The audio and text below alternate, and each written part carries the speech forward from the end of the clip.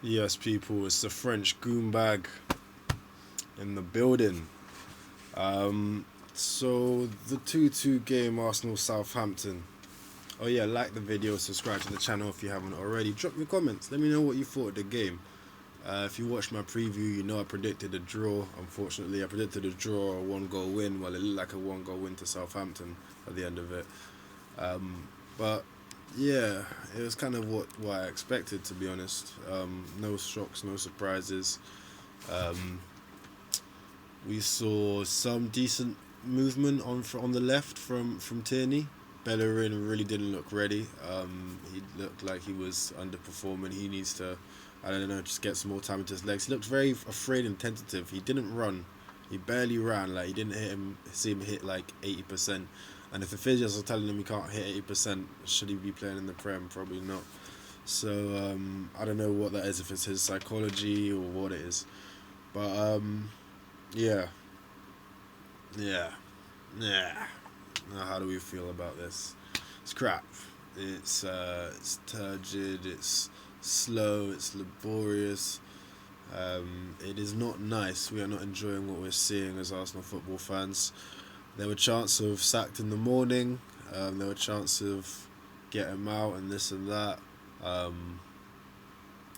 fans aren't happy. They're making themselves heard in the stadium. I think the whole team got booed off potentially. Uh, yeah. Yeah, so I thought it could have been a 3-2. We ended up 2-2. I think I said 1-1, so didn't get it quite right. But yeah, the goals are scrappy. It's not like we created, open chances amazingly. A few rebounds. You have to put the ball in there to have a chance of it, and you got to big up Tierney for that. But yeah, yeah.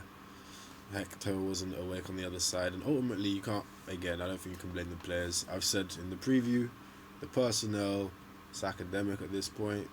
Who we blame, the system, the manager. He doesn't know what he's doing. So I saw his interview after the game, where he said, "It's my job to figure out what the problem is and improve." No, your job is to have a clear way of approaching football, approaching Arsenal Football Club, and making sure we stick to that. You're not figuring it out as you go along.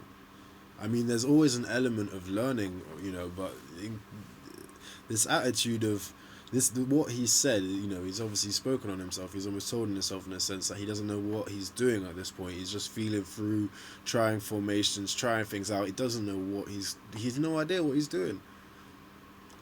So let's go into some match performances, some ratings. Let's see what it is.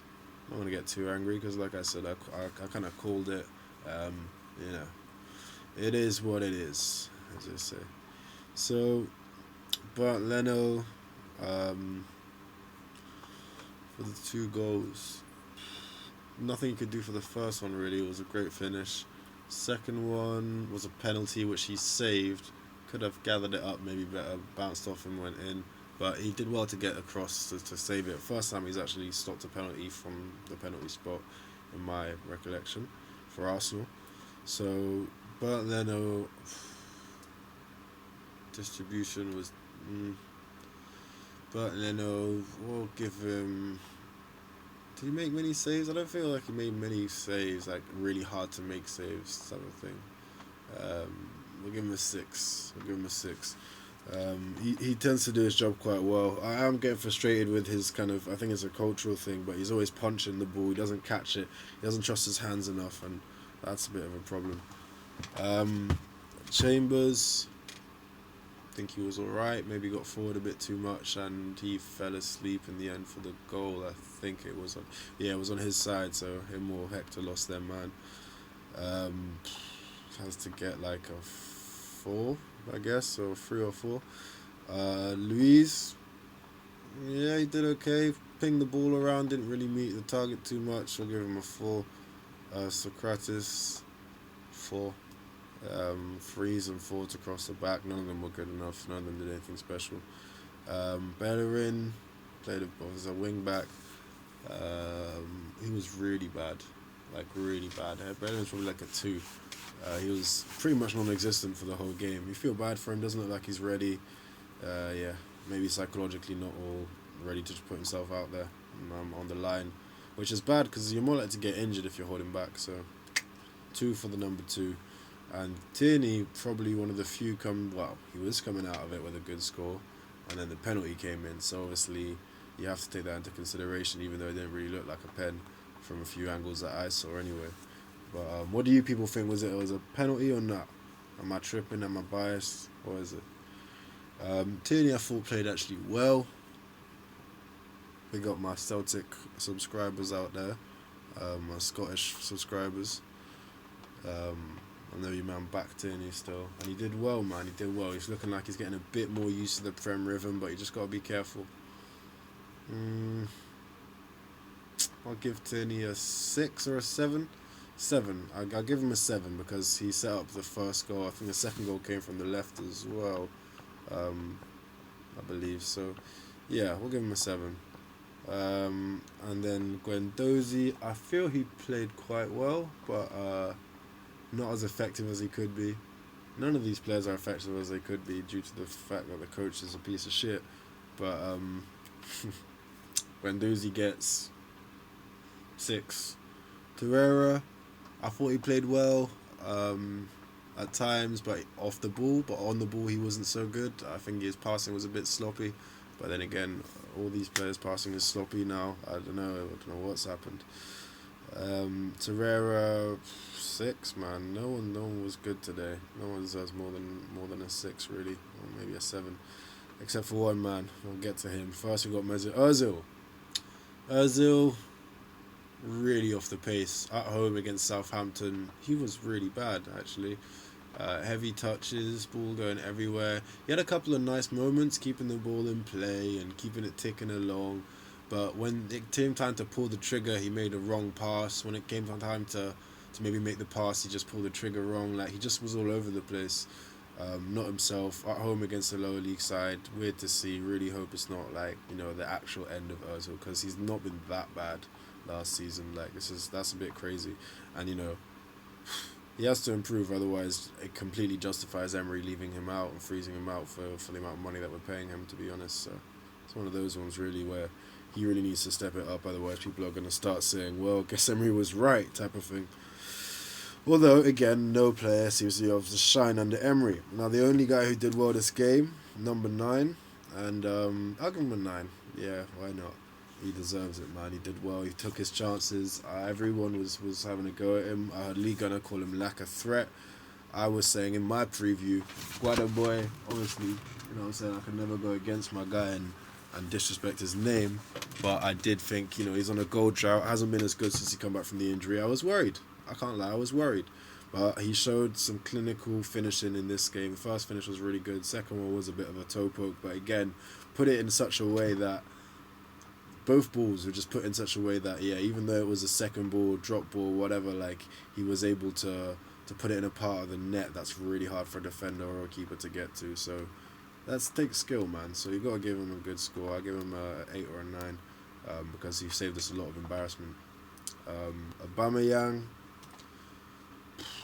not good today, but he's getting back and having to do too much. Like, he shouldn't be deep doing things on the ball. I don't even want to see him doing things on the ball, like in anywhere the early 2/3 of the pitch. He needs to be in the final third, and that's it for me.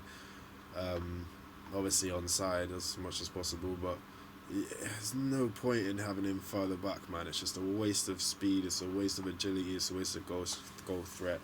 So it pissed me off, man. Give him a 5. It wasn't good. Substitutes, Pepe, thought he was good. I liked him when he came on. Maybe tried to do too much at times as usual, but had a good chance on goal. He was exciting. Glad he had a 45-minute, which I said he should have in my preview. Pepe, I suppose 5. Willock, goal saving, block 6. Martinelli assists for the final goal, so 6 or 7. Maybe you can give both kids a 7 in like the fact that they're kids and they were thrown on to save the game, and they literally did save the game. actually, to be fair. Both Joe Willock and Martinelli pretty much saved the game. So, throwing kids on to save the game, I think is embarrassing. I never think we should do that as a big club in the Premier League. In Carabao Cup or FA or even Europa, fine, but you should never throw on kids to win you a game in this caliber, in the Premier League, in the top game. I think it's a farce. But they did it. They actually saved us the game. So yeah, I give them 7s, considering they didn't play for very long. Can't give them too much. Yeah, I guess that's that. Obviously, you can see I'm just a bit drained by it all, really. I'm going to leave it there. French Goombag. Thanks for watching. Make sure you subscribe to the channel, like the video, drop a comment, let me know what you thought of the game, you enjoyed the stream, what kind of things I should add. I can't wait till we get a new manager, man. I'm really looking forward to having a new manager. It's going to be, you'll see me excited and enthusiastic again. I can't get into this. Can't get behind this. You saw my video before Leicester. I said he should be sacked. I gave you 5 reasons why. I mean, I've been saying it for a while, but I gave you 5 good reasons why. Now there's probably about 55, so there you go. Raul, do the right fucking thing. Let's like get onto Twitter and do the hashtag thing and all of that, because we gotta make something happen, man. Alright, French Goomback.